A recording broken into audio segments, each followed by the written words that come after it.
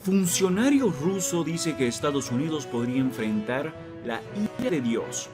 Un alto funcionario del Kremlin advirtió a Estados Unidos el miércoles que podría enfrentar la ira de Dios si continúa con los esfuerzos para ayudar a establecer un tribunal internacional para investigar las acciones de Rusia en Ucrania. Dmitry Medvedev, vicepresidente del Consejo de Seguridad de Rusia, presidido por el presidente Vladimir Putin, denunció a Estados Unidos por lo que describió como esfuerzos para propagar el caos y la destrucción en todo el mundo por el bien de la verdadera democracia.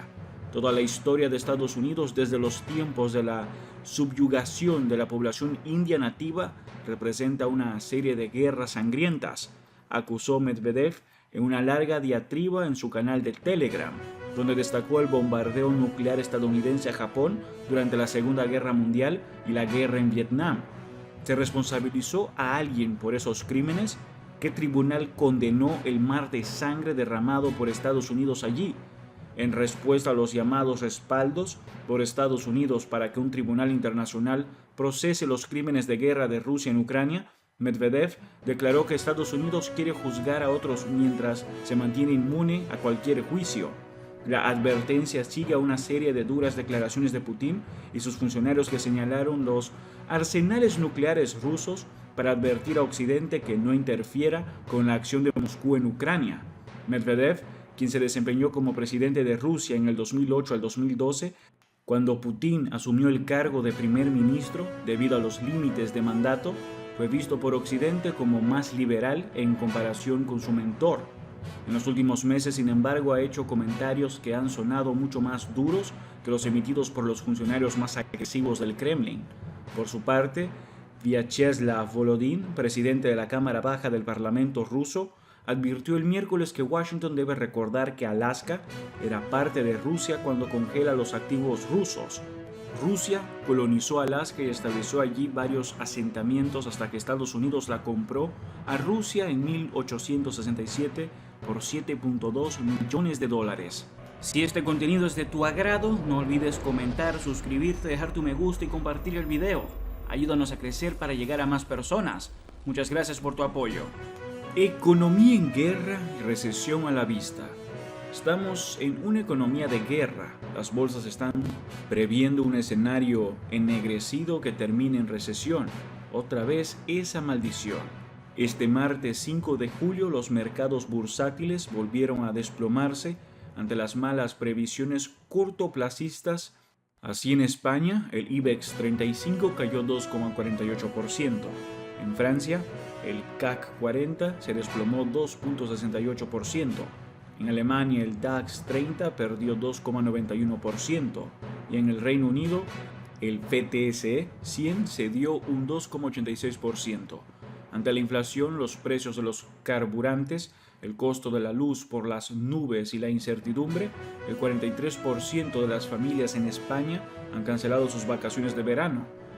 Todos temen la conclusión de la temporada estival y la llegada del otoño e invierno porque intuyen será un cierre de año muy complicado.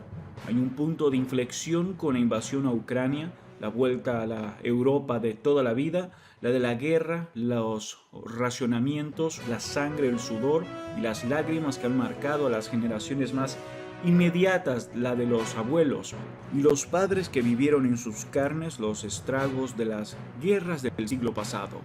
Las generaciones jóvenes de este competido y competitivo siglo XXI están viendo ante sus ojos como el peor de los espectros se alza nuevamente ante sus ojos. Ellos serán los más afectados, los grandes damnificados. No hay un pronóstico optimista.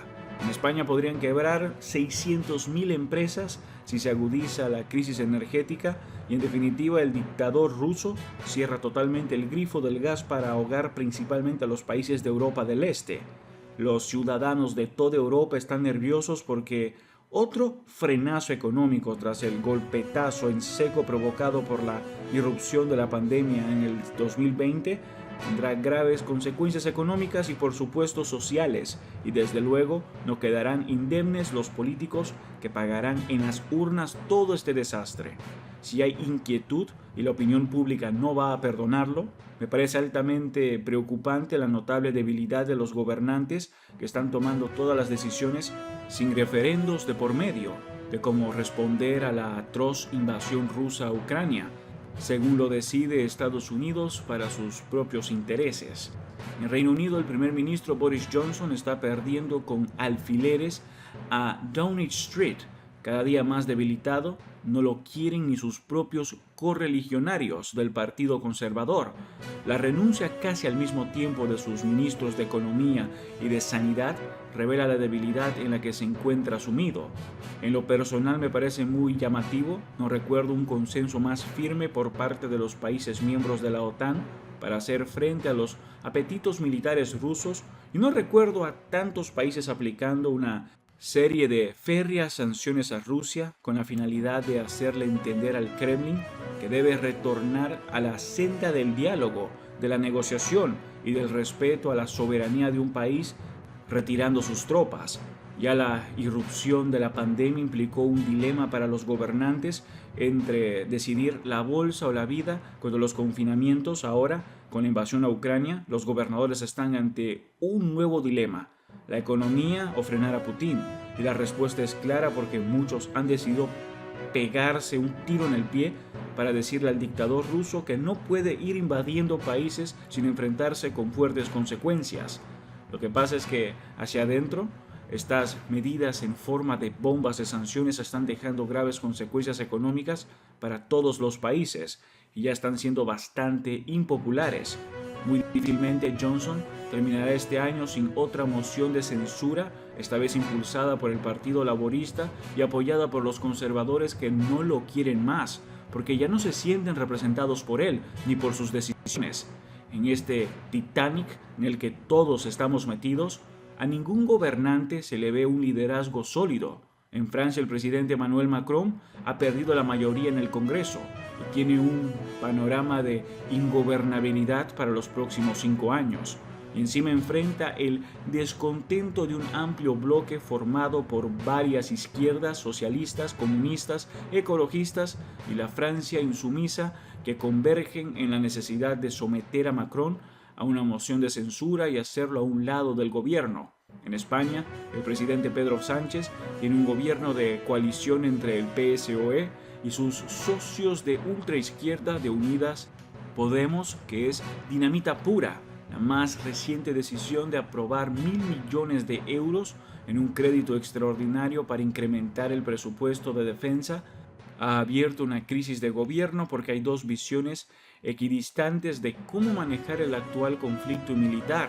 Para Sánchez, pasa por la realineación con las sanciones y con la OTAN por las armas y el apoyo a Ucrania, y Unidas Podemos está totalmente en contra de dicha posición. En Alemania, en cuanto la economía entre en recesión, el canciller Olaf Scholz tendrá una grave crisis política sumada a la crisis socioeconómica por todos los sacrificios a los que deberá someter a la población en un invierno sin calefacción. Y en Estados Unidos, el Partido Demócrata recibirá un batacazo en las legislativas de noviembre próximo como prueba del descontento de la gente hacia las decisiones de Joe Biden. Los norteamericanos no querían verse envueltos en otra guerra y por eso salieron de Afganistán. Es verdad, Rusia es el agresor, decidió invadir a otro país y ha desatado un enorme miedo en Europa, porque Putin podría no parar en Ucrania. ¿Qué va a pasar cuando Johnson, Macron y Scholz ya no estén? ¿Qué va a pasar si en el 2024 sigue la guerra y Trump regresa a la Casa Blanca? Eso es todo por ahora. No olviden comentar y suscribirse. Hasta el próximo video.